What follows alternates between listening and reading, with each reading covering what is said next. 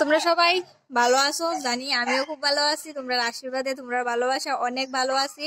তো ছোট্ট একটা ভিডিও তোমরা সঙ্গে শেয়ার করুম, ফুলের ভিডিও। আমার এই দেখো পিছনে একটা গাছ দেখা যাইতেছে নি, আমি একটা টবের মধ্যে গাছ লাগাইছিলাম, তোমরা আমি আগেই কইছিলাম।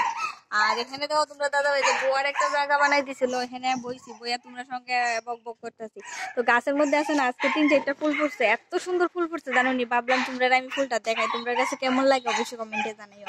আমি কিন্তু মানে ফুল তো জানোই আমার খুব ভালো লাগে, আর আমার ভিডিওতে বেশিরভাগ তোমরা ফুলই দেখো। তো যাই হোক, আজকের ফুলটা কেমন লাগে তোমরা অবশ্যই কমেন্টে জানাইও।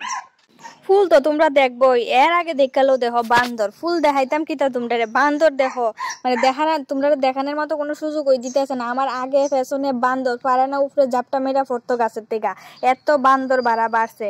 মানে বান্দরের যন্ত্রণা জানো নি, আর ভাল লাগে না। আর এত বান্দর জানো নি, এত মোটা মোটা বান্দর, না হইলে একটা 20 কেজি 30 কেজি এত বড় বান্দর। যাই হোক, এই দেখো গাছের ফুলটা, মানে আমার কাছে তো খুব মানে ভাল লাগছে। আর এই গাছের মধ্যে প্রথম ফুল ফুটছে এই ফুলটি, আর ফুলের কালারটি যেন এত সুন্দর, তুমি জানি না তোমরা কাছে কেমন লাগতেছে, বাট আমি তো কাছের থেকে দেখছি, আর তোমরা আমি ক্যামেরার মধ্যে দেখাইতেছি। ক্যামেরার মধ্যে কিন্তু জানি না কতটুকু তোমরা বুঝতেছো, কিন্তু খুবই সুন্দর লাগতেছে ফুলটা।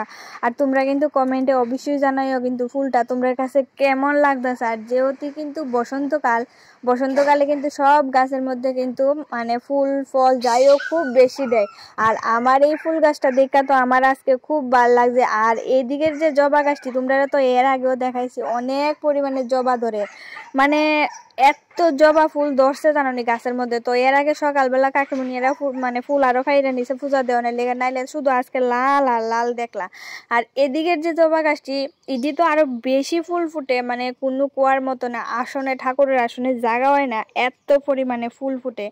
তো যাই হোক বন্ধুরা, আজকের ভিডিওটা এখানে শেষ করি, দেখা হইব আবার